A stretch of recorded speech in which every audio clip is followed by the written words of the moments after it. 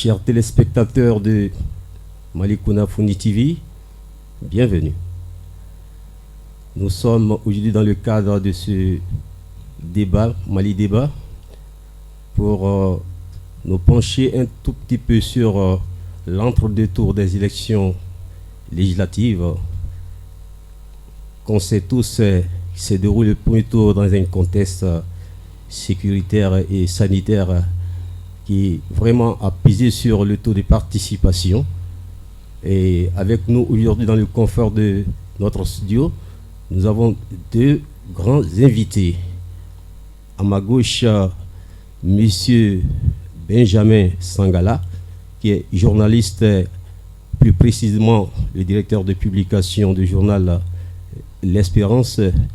Bonjour Monsieur Sangala. Bonjour. Et à ma droite, nous avons Monsieur Moussa Diallo, et qu'on surnomme pour les intimes, car c'était leader d'opinion, c'était reggae maker, le capitaine Bala. Bonjour. Bonjour, monsieur. Chéri. Merci à vous d'être venu à notre appel pour ensemble débattre de ce sujet. Nous sommes tous conscients de ce que les élections ont été reportées à 2 reprises. Oui. Le mandat des députés a été conduit à 2 fois, comme on le dit.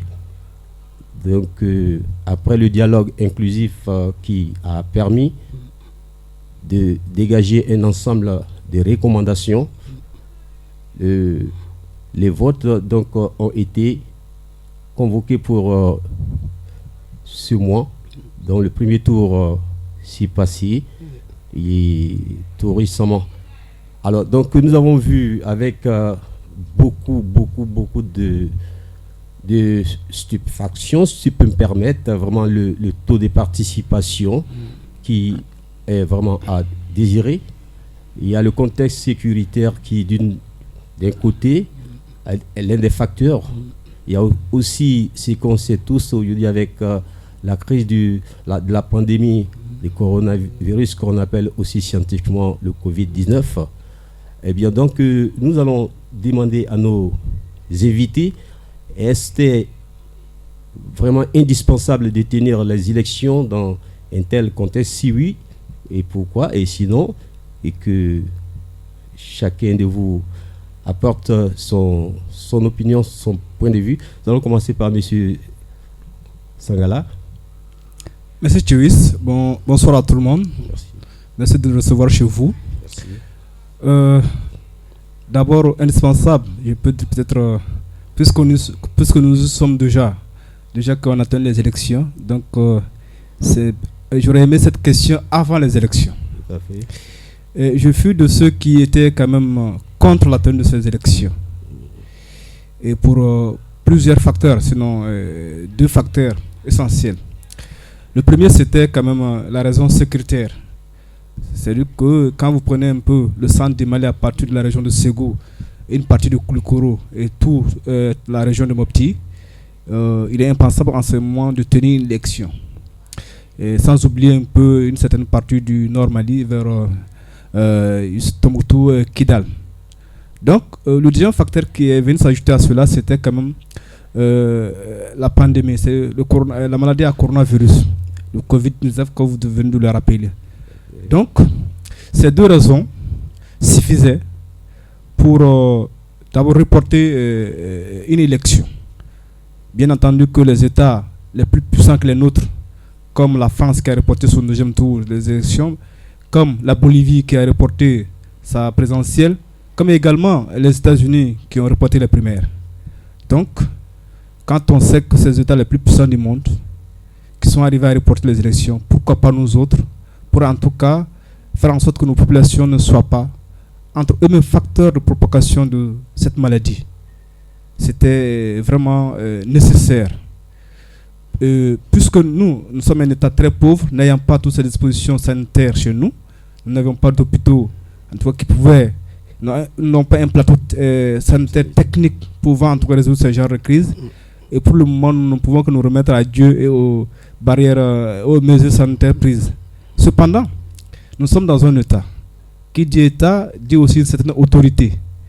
Les autorités, pour elles, c'était quand même un pari gagné. Le fait de pouvoir tenir ces élections pour nos États et pour nos autorités, c'est quand même un défi relevé. Elles ont pu la tenir. Et le taux de participation laisse à désirer, comme vous l'avez dit. Nous sommes aux environs de 35, quelques de taux de participation. Alors, puisque je n'ai pas connaissance dans le code électoral du Mali qu'il y a un chiffre en dessous de quoi pour valider une élection, donc on s'en tient à cela. Donc nous sommes dans un État démocratique et nous sommes aussi dans un État où les autorités doivent quand même s'assumer des mesures qu'elles ont prises. Donc elles ont décidé d'aller aux élections, on est allé. Maintenant, elles doivent s'assumer peut-être des conséquences qu'on craignait auparavant. Peut-être que les gens craignaient peut-être la propagation de ce virus par les différents contacts qu'on aura eu les jours des élections et autres. Bon, on suppose qu'il n'y a pas ce genre de crainte aujourd'hui. C'est vrai, au premier tour, on a vu les résultats. Bon, on va demander à l'État de s'assumer. Merci, M. Sangala, pour cette précision. Et Monsieur Diallo, quant à vous, et quelles sont vos impressions, votre opinion par rapport à la tenue de ces élections? Merci Konafoni TV, merci pour cette invitation sur votre plateau pour en débattre encore sur un sujet aussi important pour nous tous, en tout cas pour tout Malien conscient de l'avenir de ce pays. Et je pense que les élections, pour moi, je trouve cette élection comme quelque chose de caricatural. Vous voyez, aucune fondamentalité derrière. En ce sens que j'aimerais vous dire que l'homme politique malien est en quête de deux choses dont il ne sait pas lequel est juste. C'est-à-dire c'est la légalité et la légitimité. Je ne sais pas qu'est-ce qu'il veut au juste. Si réellement cette élection devait tenir, s'il fallait vraiment tenir cette élection, bon, puisque nous l'avons déjà tenue, mais est-ce qu'il ne fallait pas réfléchir un peu, voir combien de fois cette élection a été reportée, pour quelles raisons, Est-ce que ces raisons-là valent mieux que cette situation dont nous vivons aujourd'hui? C'est la grande question. Depuis là, moi, je perds déjà un peu la confiance. Pas tout le monde, parce que tout le monde n'est pas aussi... Il y a d'autres qui sont allés, qui ont pris le train parce que, ouais, par contrainte, ils l'ont pris. Peut-être qu'ils ne voulaient pas. Mais quand on ne le veut pas aussi, il faut dire non. Sincèrement, c'est une élection qui ne valait pas la peine. C'est le tenue déjà. Je pense que le peuple malien doit en tirer les leçons et voir dans les années à venir qu'est-ce qu'il faut faire. Qu'est-ce que le Malien doit faire au fait? Est-ce que le Mali doit se limiter à une élection? C'est la question qu'il faut se poser. Si nous sommes vraiment des gens soucieux de l'avenir de ce pays, je pense qu'il y a des choses à mettre en avant. Mais cette élection, si ça faisait partie des recommandations pendant le dialogue national, bon, tant mieux. Mais sincèrement, il est dit qu'il faut rendre la paix aux besoins à tout prix, mais pas à tous les prix. Et ce prix-là, il ne valait pas la peine. C'est ce que je pense. Merci, M. Diallo, pour cette précision, cette analyse un peu poussée. Maintenant, on peut aussi regarder de l'autre côté, certes, l'insécurité et certes, le Covid-19. Mais est-ce que, quelque part, une grande partie de la population malienne ne manifeste pas là le désintérêt qu'ils ont pour leur homme politique, quand on sait que les plus gros calibres ont été pour la plupart récalés et que sur l'ensemble du territoire, il n'y a que 17 circonscriptions électorales qui ont vu vraiment déjà des députés voter. Monsieur Sangala. Sur ce point, j'ai envie de dire que alors, nous souffrons d'une certaine légitimité, comme l'a rappelé tout à l'heure M. Diallo. L'homme politique malien, il y a une sorte de rupture entre les populations et l'homme politique malien. Rupture de confiance, en fait, c'est ce que j'ai envie de dire. Exact.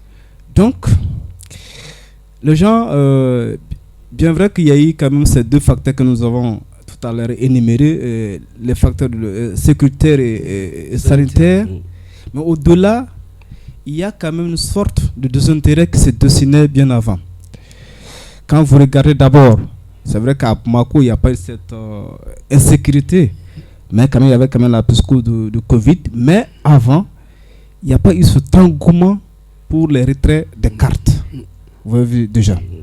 Donc, cela suppose que les gens, bon, écoute, ils sont, entre guillemets, pour les populations, ils sont tous la même. Ok, ces gens sont tous dans la même chose. Donc, autant ne pas aller voter. Bien que mal, ils arrivent quand même à mobiliser certains pour aller voter. Donc, il y a une certaine rupture entre les populations et les hommes politiques. Parce que, quand on regarde un peu derrière nous, la pratique, c'est que, aussitôt élu, aussitôt on oublie les préoccupations pour lesquelles nous avons été élus. Donc, du coup, de plus en plus, la population, ayant eu confiance en ce genre pendant longtemps, ont commencé à dire, écoute, bon, ils ne valent rien. Ils ne valent pas la peine. Vous voyez déjà. Donc, l'homme politique, en ce moment, doit travailler à reconquérir la confiance, en tout cas, des populations. C'est extrêmement important. Alors, c'est vrai, 35% pour un État comme le nôtre, pour une élection de proximité, c'est vraiment bas. On aurait pu avoir au moins 70%. Pourquoi pas au-delà? Ouais, puisque c'est une élection de proximité. Je suis chez moi, je me présente, on me connaît, je connais les gens. Donc, il n'y a pas de raison que les gens n'aillent pas voter. Ni têter cette attitude de confiance. Et on a vu que pendant tout ce temps, l'Assemblée nationale, je ne sais pas si la question va venir ou pas, mais les gens, c'est les gens qu'on élise qui vont à l'Assemblée nationale, ils se coupent de tout le monde, et puis bon, c'est lever les doigts. Et deuxièmement, vous savez que c'est vrai que au Mali, il y a ce qu'on appelle le nomadisme politique qui est un peu permis. Sinon, vous élisez un député aujourd'hui sous la bannière d'un parti politique, aussitôt arrivé à l'Assemblée nationale, il se vend au plus offrant. C'est-à-dire qu'il y a une sorte de vente aux enchères, il se vend au plus offrant. 1 mois ou 2 mois après, il change de parti parce que tel est devenu Premier ministre ou tel est président. Donc, on choisit entre les plus offrants, on y va. Alors, dans ce dossier, si vous voulez trahir la confiance placée en vous, vous rendez votre démission. C'est parce que vous êtes élu sous une bannière. Donc, la population vous a élu sur cette base. Vous alliez, maintenant, si vous voulez changer de parti pour aller ailleurs, vous revenez vers la population, vous démissionnez. C'est quand même logique. Bien vrai que le code électoral, je n'ai pas connaissance qu'il y ait ce genre de disposition par rapport à ça, mais c'est quand même le mode de sécurité qu'il faut revoir. Si vous voulez vraiment changer de parti politique après être élu par un parti, c'est de ce parti que les gens ont confiance en vous. Et peut-être 1 mois, 2 mois même en plein mandat, vous venez vous démissionner, vous allez ailleurs. Voilà pourquoi certains partis politiques, au départ, ils n'ont que peut-être 5-6 députés. Si par circonstance des choses, le président du parti devient Premier ministre, au cours de ce mandat, vous allez voir la ruée des députés vers ce parti politique. Je ne vais pas peut-être m'en sortir sans nommer. On a vu le cas ici de l'ASMA.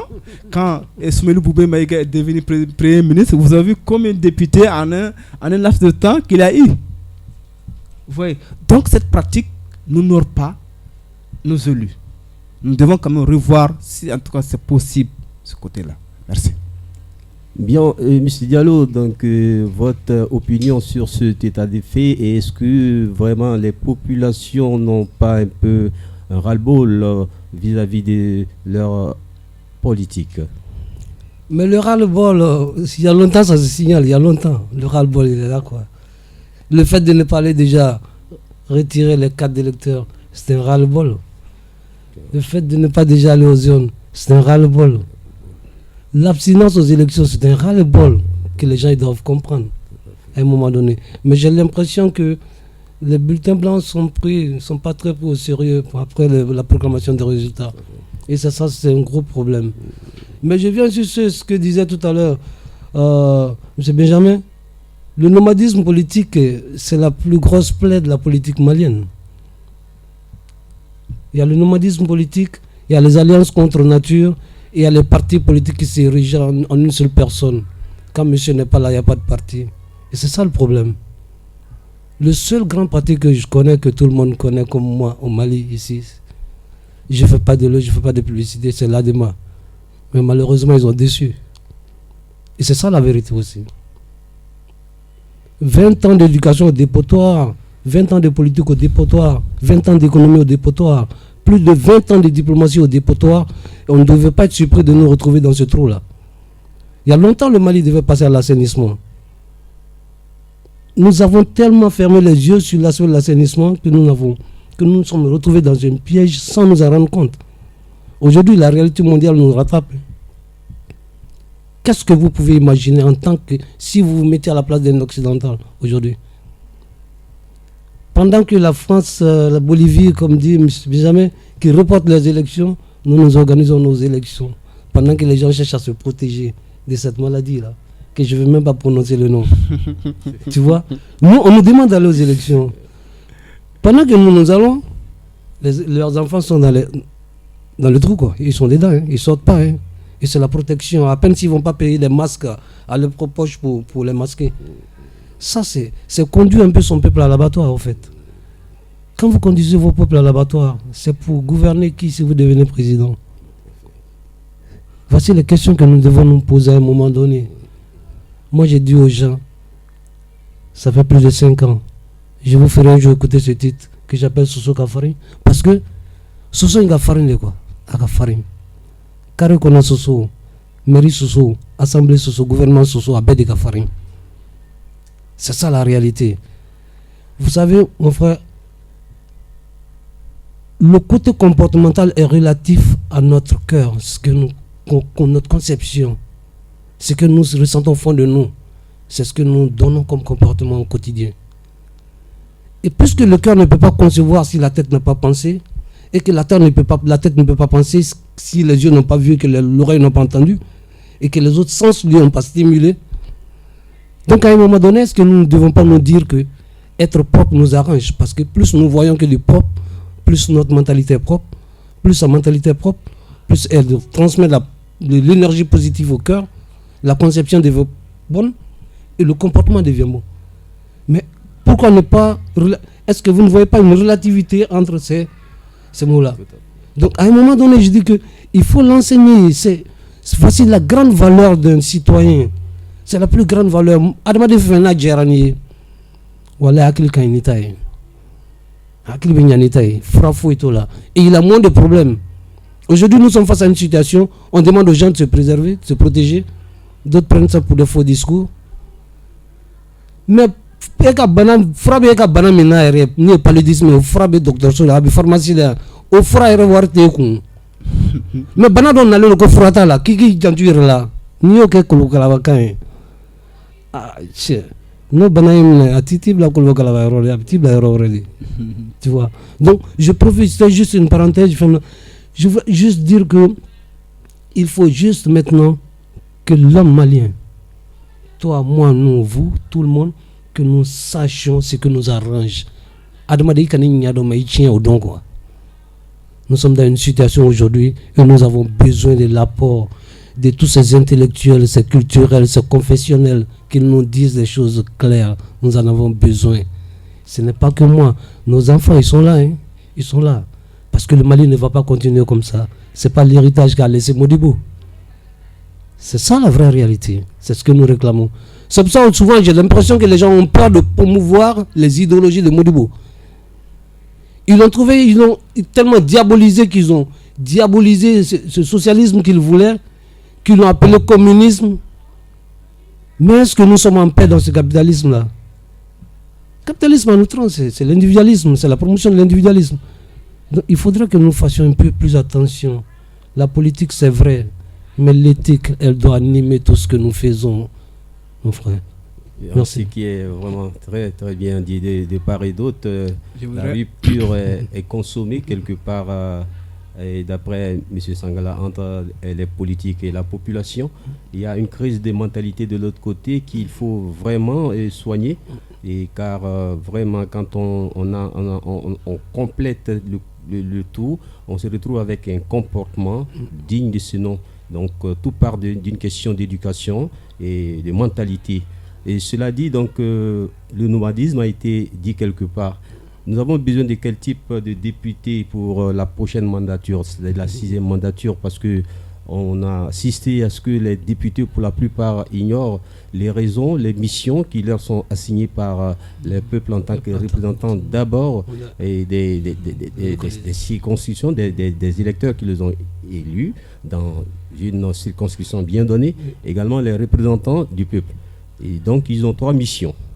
Et il faut voter les lois, il faut défendre les intérêts des populations et également le contrôle de l'action gouvernementale.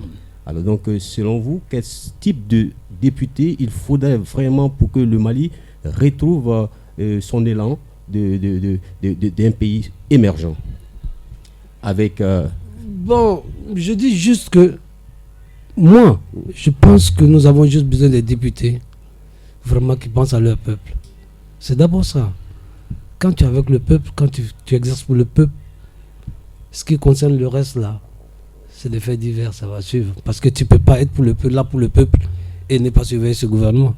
Si c'est toi qui votes des lois, tu vas voter des lois pour les amener à se plier aux exigences, aux aspirations de leur peuple. C'est ça, il faut être avec le peuple. C'est le peuple qui te vote. C'est depuis là-bas que tu dois comprendre pour qui tu travailles au fait. Il faut savoir ça. C'est la moindre des choses. Moi, je pense que tu es chef de famille parce que tu as une famille. Si tu n'as pas de famille, tu es un Tchagana comme Koutouga. Voilà. Si tu es chef de famille, c'est parce qu'il y a une famille. Effectivement, M. Sangala, et quant à vous? Sur la question, j'ai envie de dire ceci. Oui. Vous savez que toute élection appelle à un changement. Okay. D'abord, changement d'homme. Ok. Changement d'homme, peut-être changement de façon de faire. C'est à quoi on aspire quand on parle d'une élection. Mais j'ai envie peut-être d'aller dans le même sens que M. Diallo, qui dit que, vous savez, peut-être, j'ai envie de dire, oui, ils seront très bons, il y aura de très bons députés, mais écoutez, pendant 20 ans, pendant 25 ans, c'est ce qu'on nous chante. Ouais. Ouais. Oui, on va être représentatif, et ceci, cela. Donc du coup, j'ai envie de dire que il n'y aura rien. C'est la continuité. C'est les mêmes mots politiques pendant 20 ans. C'est l'adément du père-fils, ainsi de suite. Et maintenant, un peu partout, il a parlé des hommes qui, pendant 25 ans, sont tous même présidents des mêmes partis, ainsi de suite. Donc, vous n'aurez pas de changement auquel vous attendez avec cette mandature. Pourquoi? À mon avis, le Mali doit revoir son mode de scrutin, sa façon de faire. À l'Assemblée nationale, d'abord, vous allez rentrer, il y a des gens qui ne connaissent pas, qui ne comprennent pas l'esprit des lois, qui ne savent pas ce qu'ils votent. Il a dit l'intérêt du peuple. Pour voter quelque chose, il faut savoir la teneur. Qu'est-ce que cela va contribuer à l'épanouissement, au développement de la population que je représente. Pourtant, il n'y en a pas. Vous voyez déjà. Donc, nous avons peut-être pendant tout ce temps-là assisté à des gens qui viennent à l'Assemblée nationale pour seulement lever les mains et repartir. Ou, vous voyez déjà des gens qui dorment des fois à l'Assemblée nationale.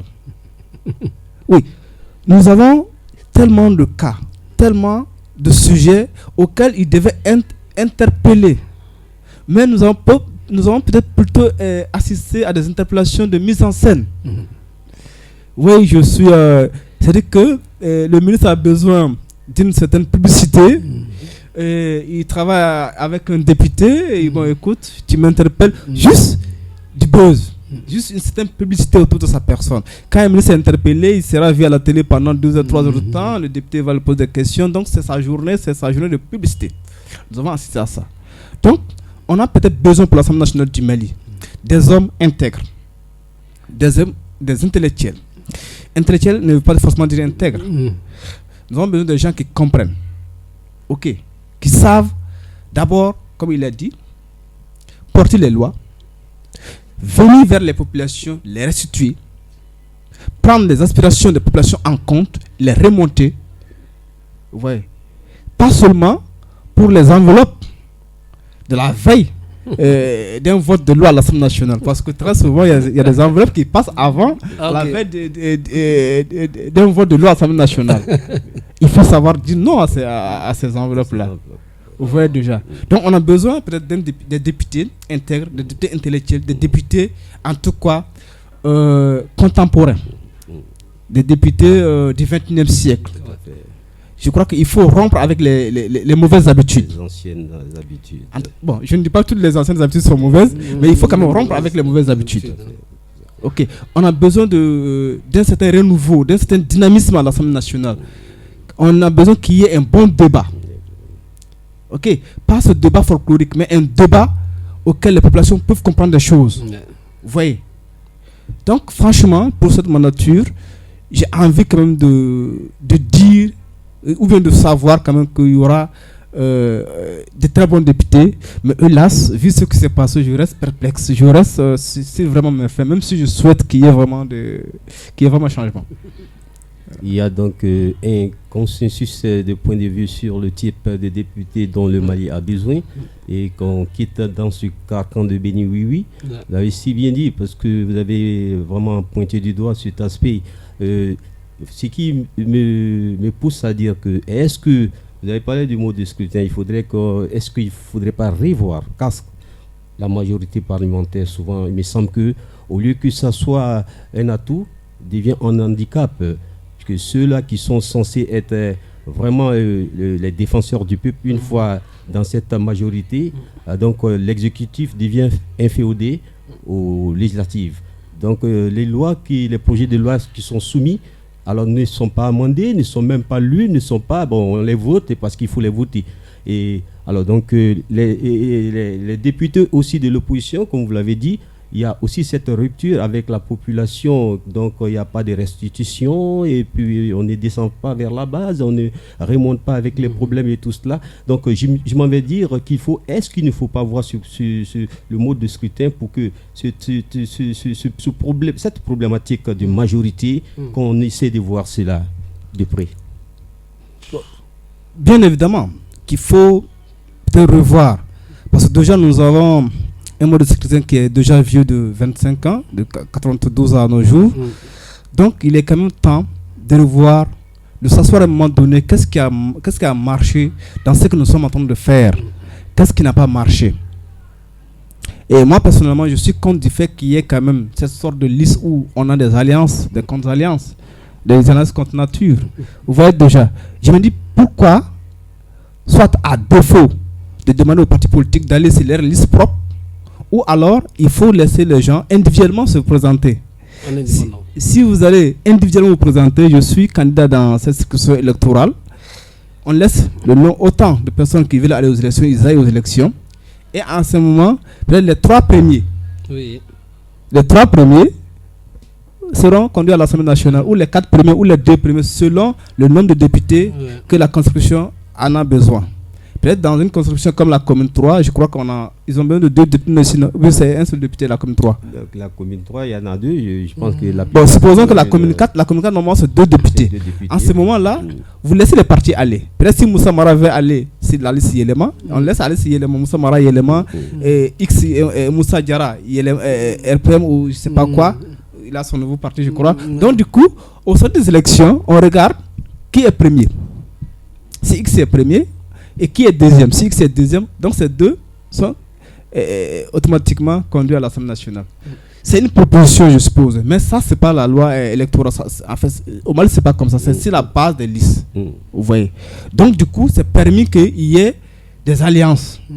Peut-être l'ADEMA peut aller en alliance avec l'URE, l'URD peut aller en alliance avec le RPM qui est déjà parti. Le RPM est majorité, l'URD est opposition. Pour nous, peut-être citoyens lambda, nous pensons que c'est une alliance qu'on a dit, mais ça arrange les politiques. Si par endroit, cette alliance arrange les deux parties, pourquoi pas? Donc, nous devons quand même travailler à ce qu'il y ait quand même ce genre de réforme pour qu'au moins nous ayons des députés représentatifs, franchement, à l'Assemblée nationale.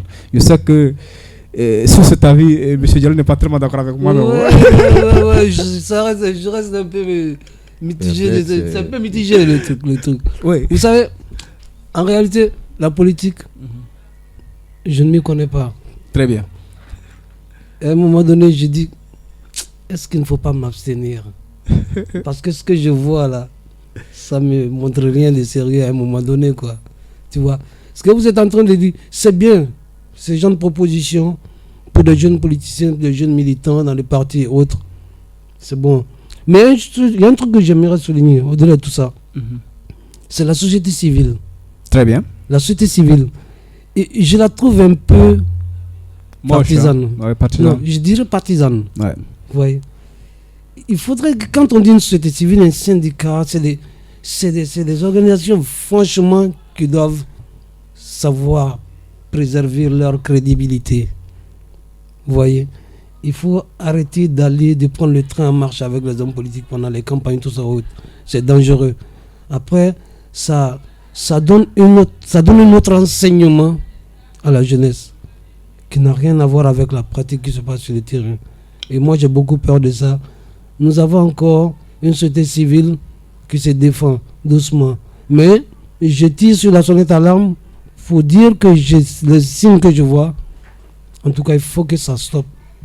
Il faut que ça stoppe parce que la seule chose qui nous reste aujourd'hui pour la modération du clivage politique, c'est la société civile. S'il ne faut pas attention, s'ils sont décrédibilisés jusqu'à un niveau, c'est pas bon. C'est ce côté que je voudrais un peu souligner. Maintenant, ce qui concerne maintenant les alliances et autres, mon frère, ce sera difficile. Hein? Mais difficile n'est pas impossible. Le plus important, c'est de mettre en avant l'intérêt de la nation, de penser à l'avenir. Tout ce qu'on va faire, il faut savoir pourquoi tu le fais. C'est beaucoup très important. Le moi seul n'est pas important dans la vie. Le moi, c'est pas important. Tu vois? Et je demande aussi, moi, souvent, dans ce club politique, il faut que les gens fassent attention. Il faut toujours faire un effort pour éviter les tensions. Je me réfère à l'autre Mahatma Gandhi qui le dit. Il dit quand vous n'avez qu'un seul plat, il ne faut pas le manger seul. Et si vous vous sentez menacé par la haine, n'oubliez pas les vertus du dialogue. Moi, j'ai bien aimé le dialogue qui s'est passé. Mais je pense qu'à un moment donné, il faut savoir mettre en exécution. Il faut savoir quand mettre en exécution. La situation dont nous vivons là, j'appuie dessus encore. Franchement, il faut faire attention. Il faut faire attention. C'est très important. Merci. Il y a toujours ce cri de cœur des uns et des autres à l'endroit non seulement des hommes politiques, mais aussi de la société civile. En effet, car c'est cette société civile qui doit mettre en avant ses intérêts, n'est-ce pas, pour que les hommes politiques, à eux, prennent en main cette revendication. Alors donc, on assiste à ce qu'on peut appeler l'achat de conscience par-ci, par-là. Bon, il y a un système appauvri pour mieux assujettir. Donc, quand les peuples, ils ont faim, alors quand on leur tend un petit billet de 1000 francs, tout de suite, ils vendent tout de suite sa dignité et son honneur. Alors donc, c'est un appel donc, à l'endroit donc, des populations pour qu'ils prennent enfin leur destin en main. Il faut une prise de conscience individuelle et collective pour arriver à pallier cela. Bon, ceci étant, nous rentrons dans ce qu'on appelle maintenant le deuxième tour. Voilà, qu'est-ce qu'il faut maintenant mener comme campagne d'information, de sensibilisation pour peut-être de l'autre côté amener les indécis et bien donc à y participer, parce que voter, il y a trois aspects que moi je pense. Il y a d'abord on vote parce que c'est un devoir civique, un devoir citoyen. Également on vote pour choisir un homme qui va conduire les destinées de notre commune, de notre circonscription, de la nation. On vote aussi pour, comme il le disait tantôt, pour sanctionner celui qui était là auparavant. S'il ne mène pas et n'a pas bien mené, il faut le sanctionner. Donc, ceci étant, Monsieur Sangala, qu'est-ce qu'il faut selon vous comme message de sensibilisation à l'endroit de la société civile, comme il le disait, ou soit la participation soit massive et également tenir compte de vraiment c'est ce qu'on appelle les mesures drastiques face au Covid-19. Très bien. Déjà que on a pu tenir le premier tour, et forcément il faut aller au deuxième tour. Est-ce qu'il y a une menace aujourd'hui qui empêcherait d'aller au deuxième tour? C'est vrai, sans oublier, nous avons, je n'ai pas peur de le dire, nous avons dit qu'il ne fallait pas aller aux élections en un premier temps, puisque nous y sommes déjà. Alors, il faut aller jusqu'au bout quand même. Déjà. Est-ce que la propagation du Covid-19 va permettre à ce qu'on aille jusqu'au bout? On ne sait pas d'abord, parce que nous sommes aujourd'hui à 39 cas. 39 cas, ça veut dire à moins, en tout cas, 4 à 5 cas par jour, chose qui commence à inquiéter. Et on ne sait pas aujourd'hui qui sont quand même suspects, sont quand même personnes contactent des personnes, en tout cas des sujets. Donc, c'est vraiment inquiétant. Mais bon, d'après les Bambara, ne bashi de ida, a nigi kanga so ida. Il ne sait pas comment est-ce qu'il faut le dire en bon terme en français. Le couscous. Ni dafa bajimoula, quand nigi de vida. Voilà, quand vous mettez du couscous dans votre bouche, vous aurez quand même suffisamment de salive pour en tout cas le mouiller. Donc, pour l'avaler. Donc, du coup, je crois que les autorités doivent davantage prendre les mesures et s'assumer. Ce n'est pas de pipe pour dire oui, nous allons installer des barrières, des mesures par-ci, par-là, nous allons installer des... Non, il faut l'appliquer. Nous avons vu au premier tour que ces mesures par certains coins n'étaient pas respectées. N'étaient pas du tout respectées. Il faut aller au-delà. Même s'il faut en tout cas déployer beaucoup plus de moyens, il faut aller au-delà. D'accord? Un État, comme je l'ai dit au départ, un État, c'est ce qu'on appelle s'assumer. Ils ont pris une décision, ils doivent s'assumer. Maintenant, pour ce qui est du taux de participation, alors, et là, ça relève également des partis politiques. Je crois que les partis politiques, si quand même ils ont des militants convaincus, des militants fidèles, on ne doit même pas souffrir de ce cas-là. Les militants allaient simplement chercher les cadres électeurs pour reconduire ou bien élire, en tout cas, les représentants de leur parti politique à l'Assemblée nationale. Mais, puisqu'il y a déjà cette rupture de confiance, comme on en a évoqué à un moment donné, c'est tout à fait difficile. Sinon, c'est le rôle des partis politiques de demander à ces gens d'aller voter. Peut-être l'autre rôle pour la société civile, c'est peut-être d'inviter les gens de voter quand même, de voter pour un changement, pour permettre à ceux que quand même pour quand même faire son devoir citoyen. Moi qui n'ai pas voté, est-ce que j'ai droit à la parole? Peut-être. Moi qui prétends un changement, si je n'ai pas voté, comment est-ce que ce changement va venir? Donc, du coup, il faut penser à tout ça. Je vote pour un changement. Donc, je dois voter. Je dois aller retirer ma carte d'électeur pour voter. Donc, ça, c'est le rôle de la société civile. Ouais. Maintenant, pour les partis politiques, tout à fait normal, et ils cherchent quand même à siéger. Donc, ça est aussi de mener des campagnes pour se faire. Vous voyez déjà. Donc, bientôt, le deuxième tour, nous espérons qu'il y ait moins de cas de Covid-19 et nous appelons et interpellons également les autorités à davantage s'assurer, en tout cas du respect des mesures édictées par les autorités sanitaires afin qu'il n'y ait pas de propagation du virus. Les gens ont peur pour peut-être une raison.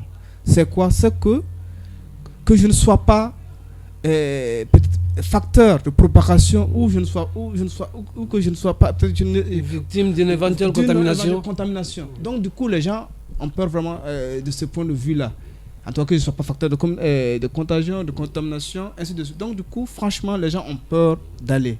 Mais bon, il faudra bien que l'État, les autorités nous rassurent de ce point, de ce côté là. Si c'est fait, bon, je ne vois pas de raison pourquoi ne pas aller, même si je suis en tout cas de ceux-là qui avaient appelé à ne pas aller aux élections.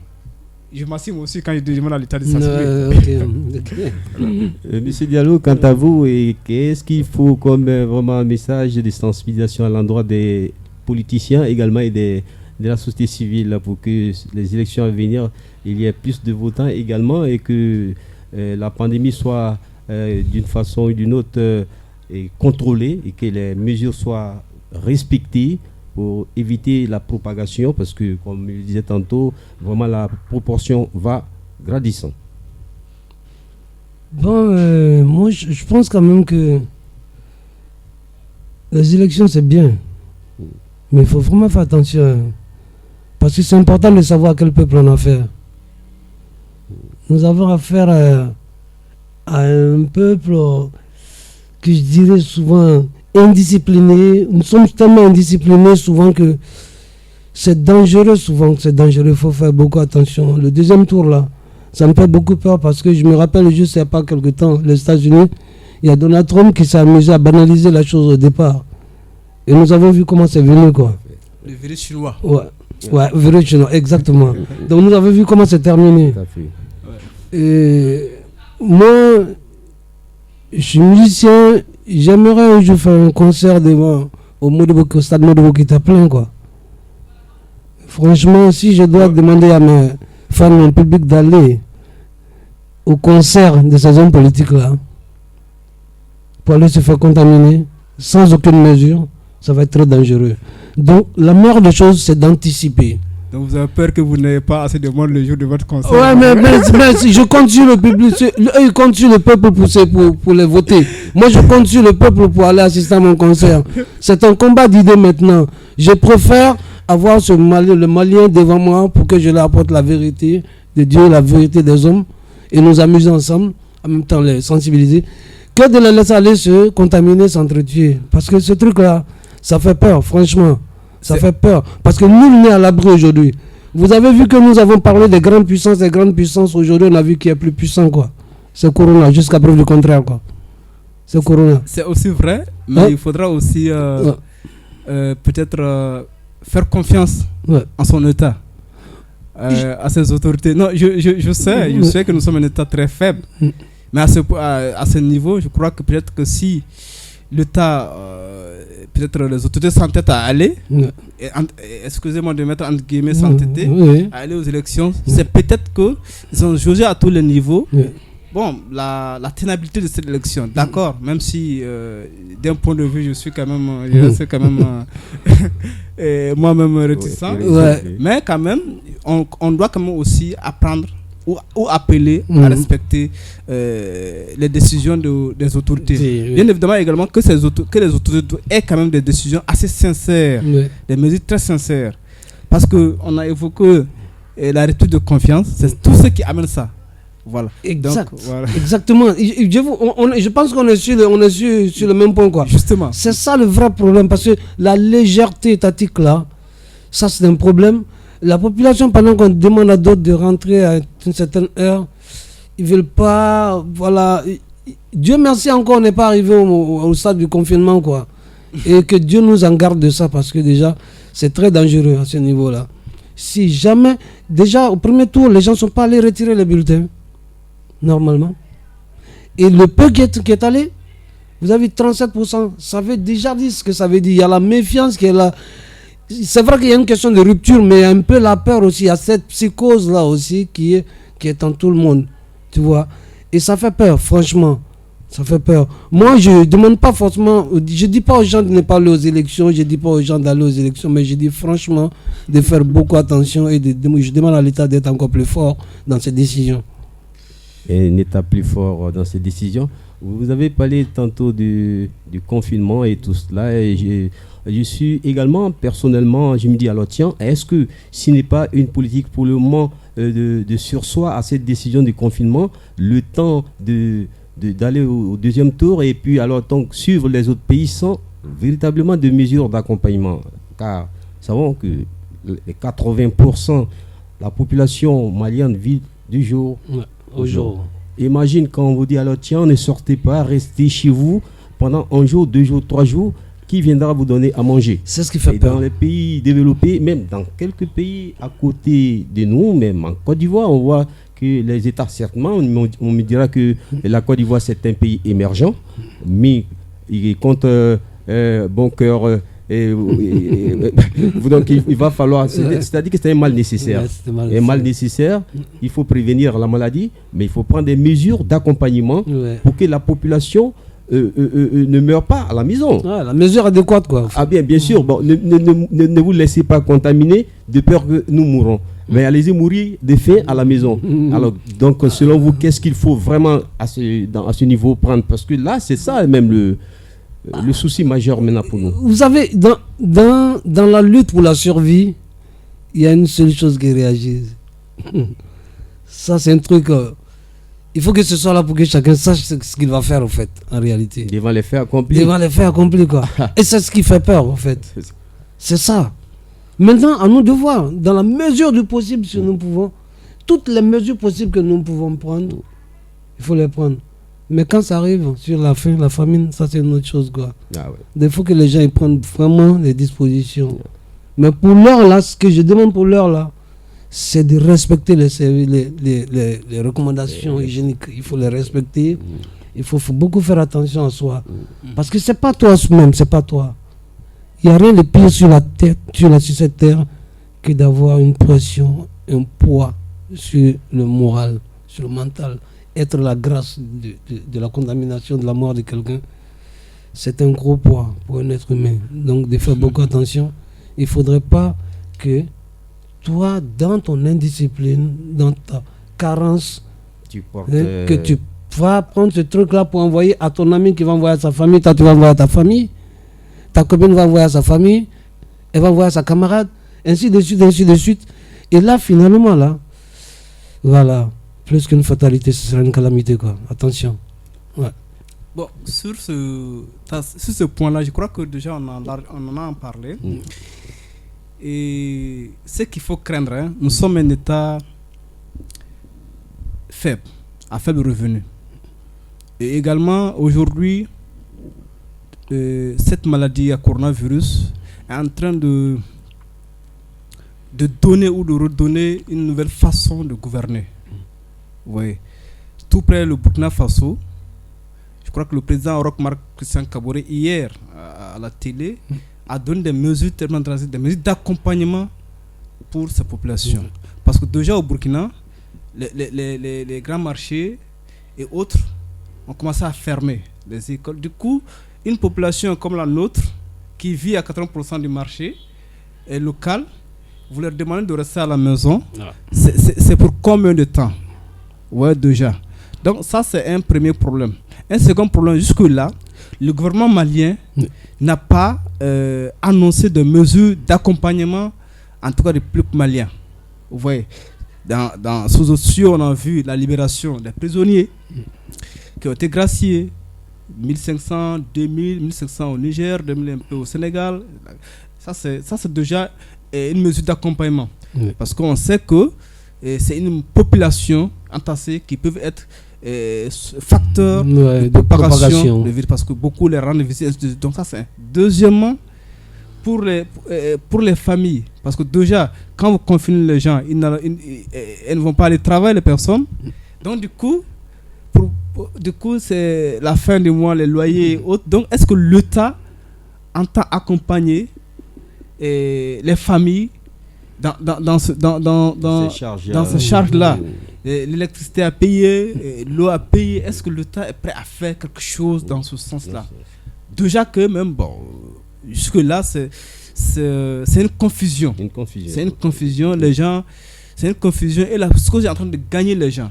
Et déjà même, quand vous prenez l'économie même malienne ici à Bamako, vous prenez les Sotrama. Je prends un exemple sur les Sotrama. Beaucoup de Sotrama ont commencé à garer.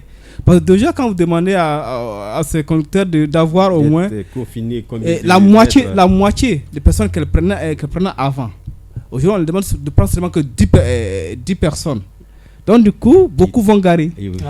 Quand vous allez demander aux taximans de ne prendre que peut-être 2 personnes, beaucoup vont garer. Quand vous prenez déjà les motos Télima, les taxis Télima, ils ont garé pratiquement parce qu'on demande de ne pas prendre 2 personnes sur une moto. Donc du coup, ça amène à l'arrêt total de l'économie. Et maintenant, nous autres qui sommes sur les motos, on nous demande de ne pas prendre 2 personnes. Et déjà, au Mali, j'ai ma moto, je remarque les gens, ainsi de suite. Donc du coup, il faudra que l'État, le président de la République sorte annonce des mesures d'accompagnement pour un peu rassurer la population. Voilà. Mesdames, Messieurs, ce débat Mali débattir à sa fin. Nous avons assis avec nos grands invités. Nous sommes rentrés dans le vif du sujet. Nous avons parlé des élections qui se sont passées, déroulées dans des conditions que nous savons, des conditions sécuritaires au centre, au nord, dans quelques zones qui vraiment fait peur aux populations. Et de l'autre côté, cette cause de la pandémie du coronavirus qui a vraiment a mis beaucoup d'hommes un peu dans un confinement qui ne dit pas son nom. Également, nous avons touché un peu du doigt et vraiment le type de député qu'il nous faut désormais. Et il faudrait quand même une assemblée nationale qui soit représentative des populations. Et comme le disait M. Diallo, que ce soit l'aspiration du peuple. Et tantôt, il faut mettre fin à le nomadisme politique et tout cela. Donc, il y a une politique, vraiment, il faut pratiquer la politique du peuple. Car l'Assemblée nationale symbolise la démocratie. Alors, donc, quand il n'y a pas ce poids qui est contrepoids, comme un contrepoids, vous voyez qu'il y a ce qu'on appelle, tout est unilatéral. Bon, pour terminer en beauté, Monsieur Sangala, un mot pour terminer. Un mot pour terminer, je profite de votre plateau pour quand même... j'ai largement parlé de l'insécurité. Et moi, personnellement, j'ai vu cette insécurité. Acteur, victime, observateur, parce que le jour même de la veille de l'élection, mon village a été complètement entièrement détruit par les terroristes. 22 morts. Déjà que c'est déjà lourd sur la conscience. Voilà pourquoi déjà une des raisons pour moi de demander à ne pas les élections, parce que déjà le jour où les gens votaient, moi, ma population était en train d'enterrer ces morts. Donc je demande quand même à l'État. C'est dans la commune de Wankoro, un peu vers la frontière de Burkina Faso. Derrière la dernière commune du Mali, vers la frontière de Burkina Faso. En tout cas, je demande à l'État d'être plus regardant sur la sécurité, en tout cas, de ces populations. Et de prendre en compte les aspirations, de prendre en compte les appels, en tout cas, des populations qui appellent toujours. C'est parce qu'on dit d'informer, qui informent tout ça. Jusqu'à présent, c'est vraiment grave. Et ce n'est pas ce village seulement, c'est beaucoup de villages aujourd'hui, à travers le Mali, à travers la région de Mopti, qui sont peut-être en déplacement, détruits pour raison d'insécurité. Et que l'État ait quand même un regard sur ces villages et qu'il rassure ces populations-là. Merci. Nous espérons que l'État prendra toutes les dispositions pour préserver la vie des pauvres populations qui sont en train de tomber comme de la bétail sous le feu de ces djihadistes, je ne sais quoi. C'est un appel pressant de M. Sangala à l'endroit de nos autorités. M. Diallo, donc le mot de la fin pour terminer ce débat. C'est déjà dommage ce que vient de dire M. Sangala déjà, tu vois. Bro. Quand nous débattons autour d'une table pour une cause commune et que ça ressurgit des morts de l'autre côté pendant qu'on fait les élections de l'autre côté, vous ne voyez pas un peu l'incrédibilité des élections en Afrique?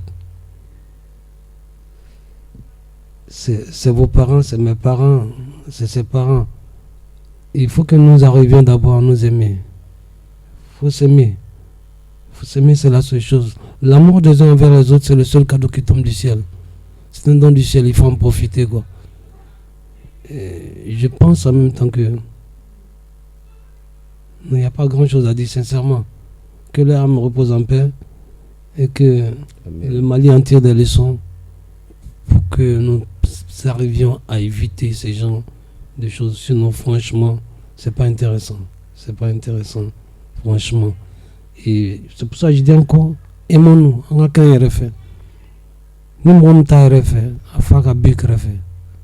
Parce que niti refait, c'est quelqu'un m'a refait. Donc on a qu'un refait, c'est le plus important. Que Dieu nous donne encore beaucoup plus de paix, beaucoup de stabilité, beaucoup d'amour. Et encore, je demande aux gens, préservons-nous de cette maladie-là, parce que nous ne savons pas sa nature. Elle est invisible, comme l'a dit Macron, elle est invisible. Elle est plus dangereuse qu'une bombe, elle est plus à droite qu'un sniper. Attention, à tous les Maliens, il faut se préserver, il faut faire attention, c'est très important. Merci. Merci beaucoup. Monsieur Moussa Diallo, alias Capitaine Mbala, merci d'avoir accepté notre invitation. Merci d'avoir donné autant de précisions, d'informations sur vraiment les élections qui se sont déroulées et sur les dispositions à prendre. Monsieur Benjamin Sangala, merci d'être venu à notre appel. Merci beaucoup. Chers téléspectateurs de Malikounda Foni TV, c'est donc la fin de ce débat qui était consacré aux élections législatives dont le premier tour s'est déroulé dans un climat concis et nous sommes actuellement entre deux tours pour le second tour qui approche. Nos invités de marque, il y avait à ma gauche M. Sangala, Benjamin bien sûr Sangala, qui est grand journaliste, le directeur de publication du journal L'Espérance. À ma droite, lui c'est Moussa Diallo qui a accepté le capitaine Bala et qui est un grand musicien, chanteur, reggae maker, un leader d'opinion. Bye et à la prochaine.